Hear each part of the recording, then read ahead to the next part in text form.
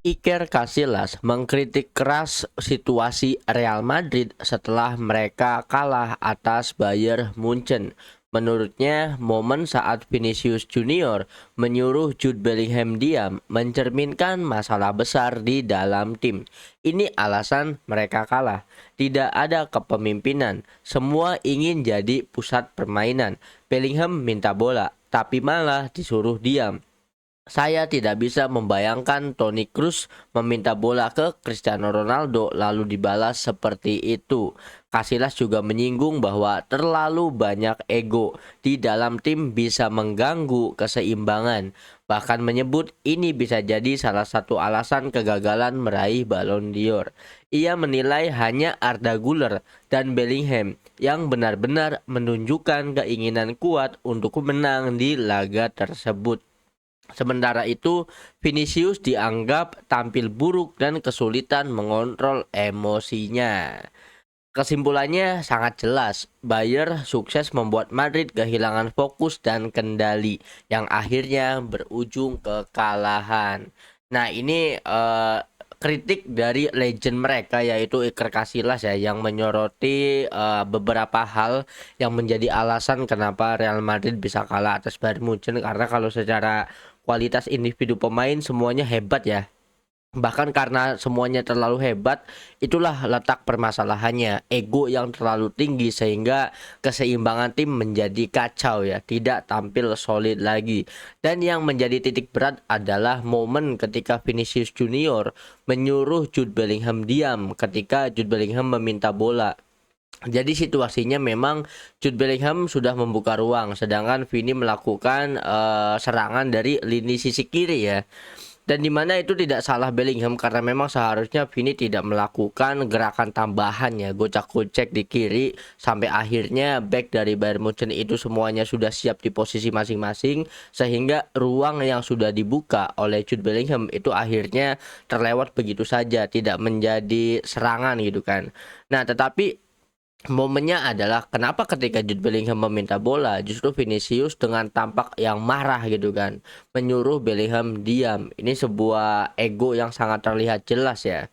Jadi di sini emang benar kata Iker Casillas, itulah masalah sebenarnya yang ada di Real Madrid, yaitu ego sang pemain tidak bisa mengendalikan kontrol emosi. Dan tidak bisa dipungkiri memang benar juga poin yang dikatakan bahwa yang tampil ngotot, yang tampil mati-matian, yang tampil ingin menang di laga Real Madrid melawan Bayern Munchen itu hanya Arda Güler dan juga Jude Bellingham ya. Karena yang lainnya tampil kurang ngotot karena dia mencampur adukan emosi ya, tidak fokus pada permainan. Apalagi yang disorot Vinicius Junior yang benar-benar mainnya itu nggak jelas banget gitu ya. Nah, ini yang menjadi aneh. Anehnya gini, kenapa ketika tidak ada Kylian Mbappe, Vinicius Junior itu tampil bagus ya, tampil lebih maksimal gitu kan. Tetapi ketika disandingkan dengan Kylian Mbappe, Vinicius Junior itu tampil tidak perform, tampil tidak solid dengan rekan-rekan yang lainnya. Apakah ini masalah yang sesungguhnya? Kalau menurut gue pribadi, ini karena ada dua pemain hebat di posisi yang sama ya. Karena antara Vinicius dan juga Kylian Mbappe itu kan posisi aslinya, posisi signaturenya itu kan ada di sisi kiri ya, sayap kiri. Sedangkan dua-duanya itu tampil di situasi yang sama sehingga dalam skema serangan seringkali terjadi bentrok juga ya. Nah, ini sangat-sangat jadi catatan penting untuk Real Madrid sendiri. Kalau menurut gue mah kita sudah bahas dari awal bahwa untuk jangka panjang, untuk kedepannya Real Madrid itu harus tegas ya memilih salah satu antara Kylian Mbappe atau Vinicius Junior. Mereka berdua itu meskipun akur, meskipun tidak ada konflik gitu ya, tidak ada konflik personal antara keduanya, tetapi tetap saja tidak sehat untuk tim jika kehadiran Vinicius dan juga Mbappe itu ada di dalam satu tim yaitu di Real Madrid gitu kan. Seharusnya lepas salah satu supaya yang jadi pusat serangan itu cukup satu orang saja. Fokus tim yang lainnya itu tidak terbagi ke dua nama besar ini ya. Kalau menurut gue pribadi. Makanya ya nggak salah sih kayak permainan dari Real Madrid melawan Bayern Munchen itu ya, untung gol cepat dari Arda Güler dan juga gol tendangan bebas dari Arda Güler yang membuat Real Madrid memiliki perlawanannya terhadap Bayern Munchen. Bayangkan kalau Arda Güler dan juga Jude Bellingham tidak tampil maksimal, ya mungkin udah nggak bisa nggak berdaya lagi di Allianz Arena ya. Makanya setelah kekalahan tersebut, Florentino Perez itu kan marah dan langsung mendatangi locker room ya Real Madrid, di mana kala itu Florentino Perez itu menyuruh Arda Güler untuk keluar karena memang yang tidak dapat omelan dari Opa Perez ya cuman Arda Güler yang tampil ngotot banget gitu kan. Sedangkan tim Real Madrid yang lain itu ya kena semprot semua dari Opa Perez ya. Nah, kalau menurut kalian sendiri gimana nih? Kalian setuju nggak sama pendapat atau kritik dari Iker Casillas? Kalau menurut gue pribadi jujur setuju banget ya, karena kalau kalian menonton pertandingannya, kalau kalian menonton matchnya, apa yang dikatakan sama Iker Casillas itu ya menggambarkan semua match yang terjadi antara Real Madrid melawan Bayern Munchen di leg kedua di Allianz Arena itu ya, semuanya sama persis kondisinya ya. Nah, kalau menurut kalian gimana? Apa kalian punya pendapat lain atau kalian punya opini tentang hal ini, tentang situasi di dalam kubu Real Madrid sendiri? Coba dong drop opini kalian di kolom komentar. Real Madrid bersiap melakukan perombakan besar dalam skuad mereka pada bursa transfer musim panas ini. Klub raksasa Spanyol tersebut dikabarkan siap melepas setidaknya 8 pemain dengan beberapa nama sudah masuk di dalam daftar. Yang pertama ada David Alaba dan juga Dani Carvajal. Kontrak akan habis dan tidak ada rencana perpanjangan. Yang kedua ada Dani Ceballos ya, tidak lagi masuk dalam rencana tim. Lalu ada Franco Mastantuono, berpotensi dipinjamkan untuk membuktikan kualitasnya. Lalu ada Eduardo Camavinga, Franz Garcia, dan Raul Asensio juga masuk kandidat untuk dilepas. Lalu ada Gonzalo Garcia yang kemungkinan akan dijual dengan opsi buyback. Perombakan besar tampaknya benar-benar akan terjadi di Madrid dalam waktu dekat. Nah, ini setelah Madrid itu back to back ya. Ini back to backnya bukan back to back treble, back to back champion, tetapi back to back 0 trofi. 2 musim berturut-turut klub raksasa DNA Eropa sekelas Madrid back to back 2 musim tanpa gelar itu kan janggal banget ya. Makanya melihat respon seperti ini, Florentino Perez langsung marah besar-besaran. Dia akan melakukan revolusi terhadap skuad Real Madrid saat ini, dan beberapa nama tidak nanggung-nanggungnya 8 nama itu akan hengkang dari Real Madrid seperti yang sudah kita sebutkan tadi. Nah, pertanyaannya, jika nama-nama itu hengkang dari Real Madrid, otomatis kan harus ada sosok penggantinya ya. Sedangkan kalau di bursa transfer sendiri, Real Madrid itu kurang santer lah untuk mengincar pemain-pemain lawan ya. Di bursa transfer Madrid sendiri yang sering digaungkan adalah mereka mengincar sosok pelatih seperti Jurgen Klopp, seperti Cesc Fabregas, lalu ada lagi ini Didier Deschamps gitu kan. Nama-nama yang sering dikaitkan sama Real Madrid itu justru sosok pelatih. Kalau untuk sosok pemain sendiri kita belum dapat info yang banyak ya dari Real Madrid. Nah, pertanyaan yang menariknya adalah Vinicius Junior dan juga Kylian Mbappe tetap masih aman ya. Ini berarti kayak sosok manajemen dari klub Real Madrid sendiri masih percaya bahwa Vinicius dan juga Mbappe bisa diduetkan gitu kan. Hanya saja ya mungkin dari struktur pemain yang lain di posisi yang lain dan juga belum nemu pelatih yang pas yang bisa mengendalikan ego Mbappe dan juga Vinicius ya. Karena sosok legend seperti Xabi Alonso saja kan udah nggak sanggup gitu kan. Begitupun dengan Carlo Ancelotti sebelumnya, apalagi Alvaro Arbeloa. Kalau menurut gue Alvaro Arbeloa itu udah bagus ya, mungkin karena ekspektasinya terlalu tinggi saja sih untuk Real Madrid ya. Karena memang 0 trofi itu fatal. 0 trofi di tahun pertama itu kesalahan, 0 trofi di tahun kedua berturut-turut ya itu sebuah aib besar ya bagi Real Madrid ya. Makanya kan langsung gaspol, langsung revolusi, rombak besar-besaran. Semoga saja akan ada nama-nama baru di bursa transfer yang diincar oleh Real Madrid yang nantinya akan menjadi prospek jangka panjang untuk skuad Madrid sendiri. Dan tetap saja yang paling penasaran itu ya sosok pelatihnya nih, siapa nih untuk melatih skuad Real Madrid ya kan. Nah, kalau menurut kalian gimana nih? Apakah kalian punya rekomendasi nama-nama pemain yang bisa menggantikan 8 nama yang telah kita sebutkan tadi untuk bisa mengisi kekosongan dalam skuad Real Madrid di musim depan nanti? Dan menurut kalian siapakah sosok pelatih yang paling pas, yang paling cocok untuk melatih Vinicius dan juga Kylian Mbappe di Real Madrid supaya mereka kembali gacor menguasai Eropa ya? Coba dong drop opini kalian di kolom komentar. Kylian Mbappe meninggalkan Paris Saint-Germain pada 2024 demi mengejar mimpi menjuarai UEFA Champions League bersama Real Madrid. Namun ceritanya justru berjalan tak sesuai harapan. Di musim lalu, Madrid tersingkir di perempat final. PSG justru meraih gelar Liga Champions pertama dalam sejarah mereka. Lalu di musim ini, Madrid kembali gugur di perempat final, sedangkan PSG masih menjaga asa untuk jadi juara lagi, back to back 2 musim berturut-turut. Menariknya, Madrid sempat mencatat 5 kemenangan beruntun justru tanpa Kylian Mbappe sebagai starter.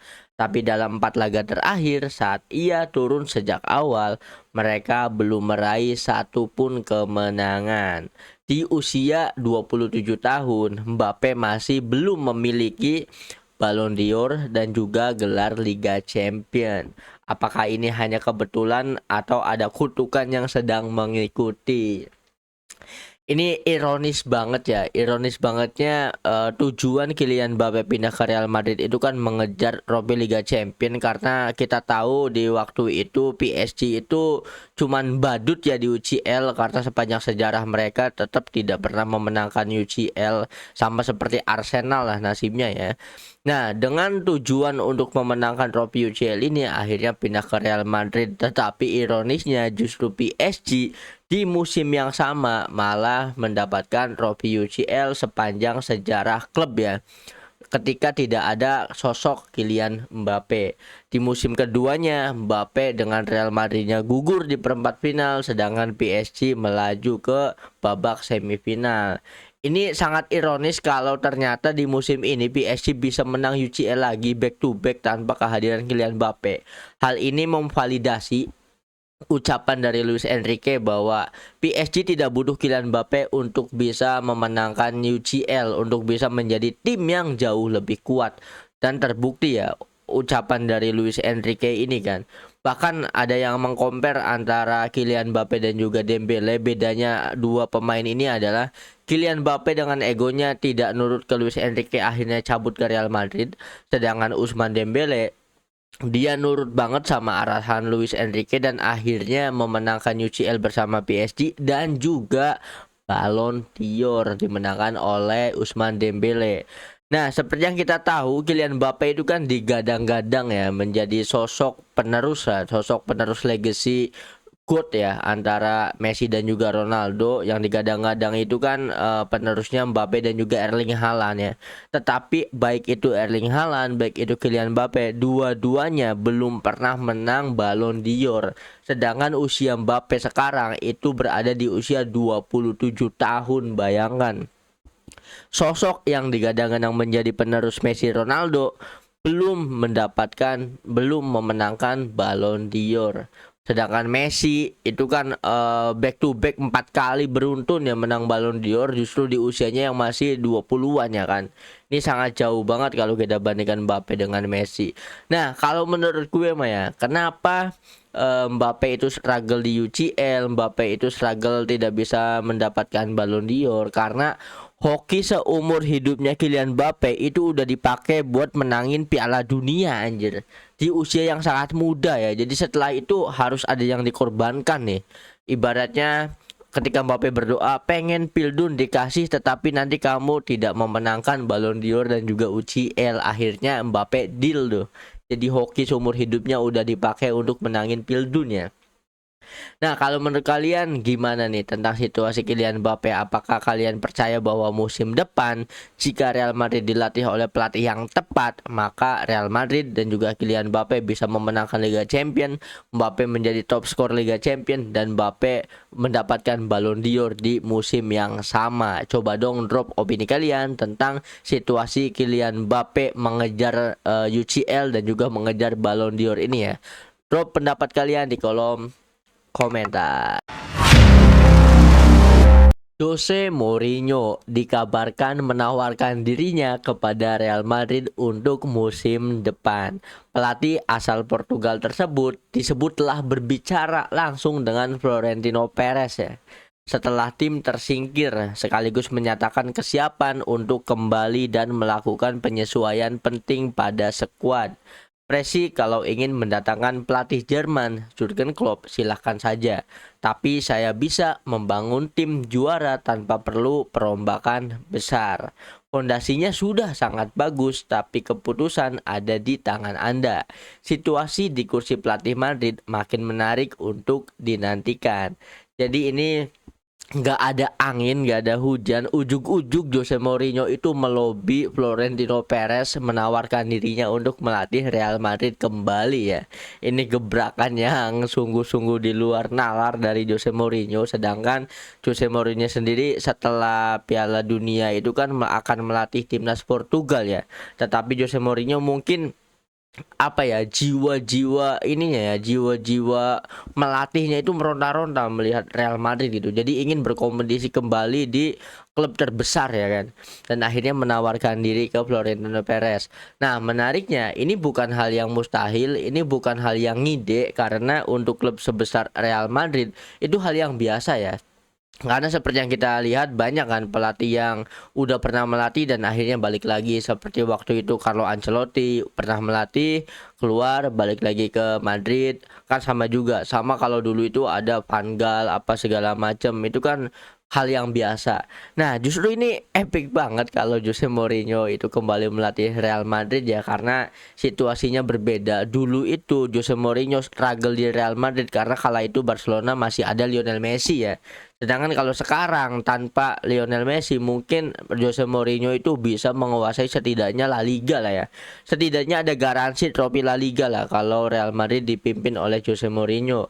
Kalau untuk champion sendiri ya gue agak gimana ya, tetapi tidak bisa dipungkiri julukan the special one itu bukan tanpa alasan, karena kala itu Jose Mourinho bisa membawa FC Porto juara Liga Champions, sama Inter Milan bisa treble, itu kan kurang goks apalagi ya untuk Jose Mourinho. Jadi tidak menutup kemungkinan jangan-jangan ini di luar prediksi Fabrizio Romano nih kalau ternyata Jose Mourinho yang akan melatih Real Madrid ya. Karena dalam bursa transfer sendiri kan tidak pernah dikaitkan sama sekali nama Jose Mourinho dengan Real Madrid.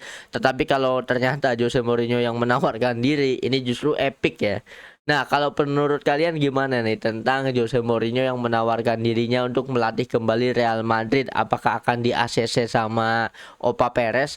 Mungkin kalau beberapa nama besar yang diincar sama Opa Perez seperti Cesc Fabregas, seperti Jurgen Klopp, seperti Didier Deschamps itu tidak bisa melatih Real Madrid ya, mungkin opsi terakhirnya ya bisa jadi nama Jose Mourinho akan menjadi pelatih Kylian Mbappe dan juga Vinicius Junior di musim depan. Nah, gimana menurut kalian? Drop opini kalian di kolom komentar. Setelah tadi legenda Real Madrid yaitu Iker Casillas mengkritiki mantan klubnya, kali ini ada legenda Bayern Munchen yaitu Arjen Robben yang memuji perkembangan Bayern Munchen di bawah asuhan Vincent Kompany. Kamu bisa lihat ini benar-benar sebuah tim. Kompany melakukan pekerjaan yang sangat bagus. Mereka terus bergerak maju dan juga cepat kembali bertahan. Itulah yang membedakan tim top, bagaimana mereka berlari kembali dan bertahan sebagai satu kesatuan. Segalanya berjalan dengan sangat baik saat ini.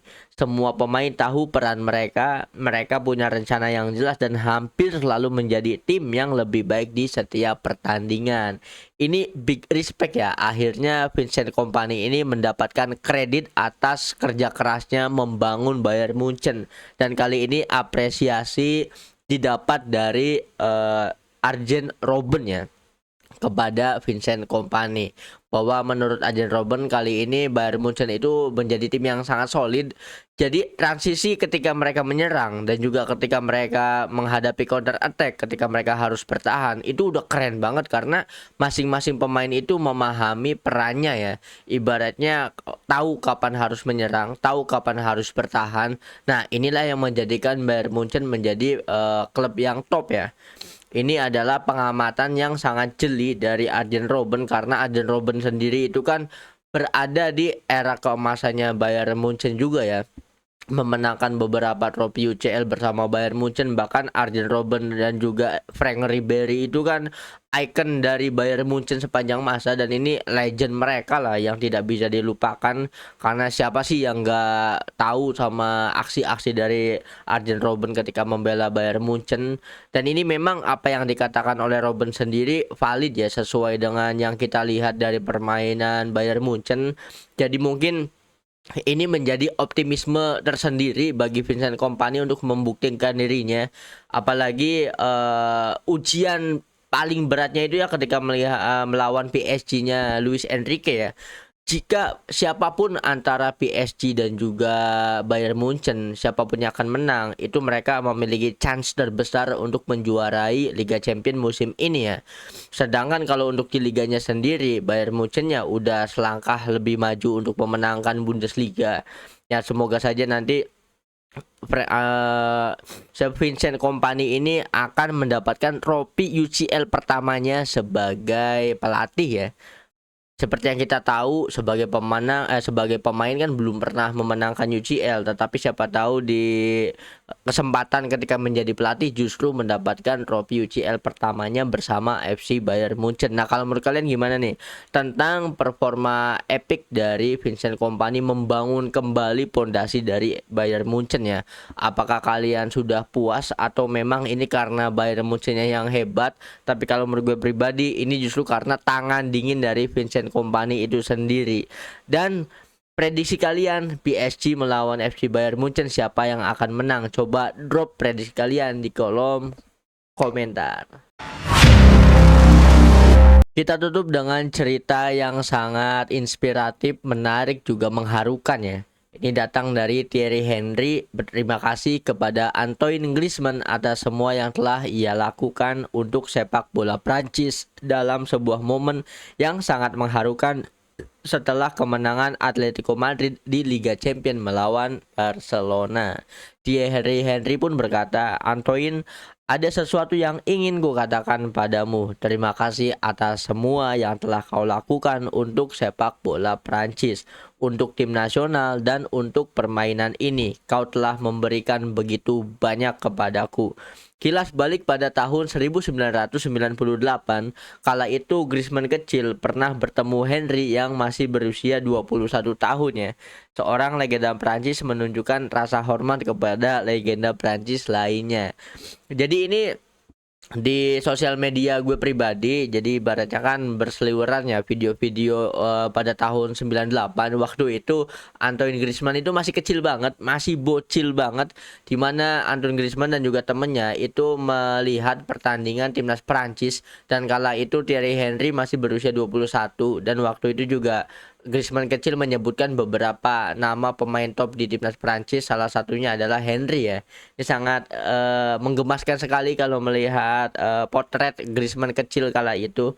Dan setelah beberapa tahun kemudian, akhirnya ketika Thierry Henry sudah pensiun sebagai pesepak bola, dan seperti yang kita tahu, Antoine Griezmann juga kan sangat berjasa pada gelar Piala Dunia yang didapatkan oleh timnas Prancis ya pada tahun 2018 silam ibaratnya kan. Dan di momen ketika interview di laga Liga Champions, setelah Atletico Madrid bisa melaju ke babak semifinal setelah menang agregat dari FC Barcelona ya kan. Nah, ada momen mengharukan kala itu Antoine Griezmann yang sangat mengidolakan Thierry Henry. Di momen itu Thierry Henry mengucapkan terima kasih kepada Antoine Griezmann atas semua yang telah ia berikan kepada sepak bola Prancis, baik itu dari permainannya, baik itu membantu Prancis menjuarai Piala Dunia, baik itu terhadap karir sepak bolanya yang luar biasa, bahkan mengucapkan good luck ya. Ini ibaratnya UCL terakhirnya Antoine Griezmann bersama Atletico Madrid. Semoga saja bisa memenangkan. Dan juga ada hal yang menarik karena kan ini udah resmi ya bahwa Antoine Griezmann itu kan akan bermain untuk Orlando City di musim depan di MLS. Dan juga Thierry Henry pernah bermain di MLS juga waktu itu di Red Bull kalau nggak salah ya, waktu itu di Red Bull. Dan Thierry Henry mengatakan, aku tahu nanti kamu akan bermain untuk Orlando City musim depan. Kalau kamu ingin menanyakan sesuatu tentang MLS, hubungi saja aku. Aku tahu segala sesuatu tentang MLS. Gitu. Ini sebuah bentuk dukungan dari sosok legenda, dari sosok idola Griezmann itu sendiri. Sampai-sampai kita bisa melihat raut wajah Griezmann itu kayak terharu gitu ya. Kayak mengucapkan ya terima kasih Henry. Ini momen yang sangat emosional di antara keduanya, di antara legend dan juga legend timnas Prancis dari masa ke masa, dari generasi ke generasi. So kalau menurut kalian gimana nih pendapat kalian tentang karir Antoine Griezmann ya, baik itu bersama timnas Prancis dan juga bersama Atletico Madrid ya. Coba dong drop opini kalian di kolom komentar.